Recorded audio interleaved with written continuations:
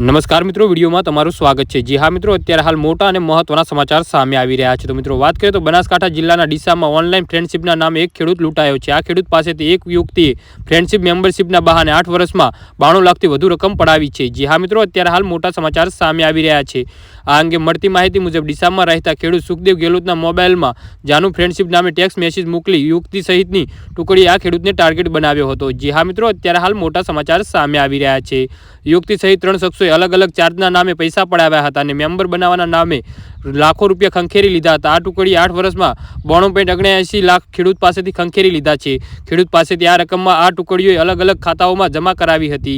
जी हाँ मित्रों, अत्यारे हाल मोटा समाचार सामे आवी रह्या छे। भोग बननार खेडूतोए जानवी साहिल उर्फे चिराग अने जेके शिवम उर्फे जीतू सामे डीसा रूरल पोलीस पथकमां फरियाद नोंधावी छे। जी हाँ मित्रों, तो आना विषय तमारुं शुं कहेवुं छे तो नीचे अमारी कॉमेंट बॉक्स में जरूरथी जणावजो अने अमारी यूट्यूब चेनल ने सब्सक्राइब करवानुं भूलता नहीं। विडियो पूरो जोवा बदल तमारो खूब खूब आभार।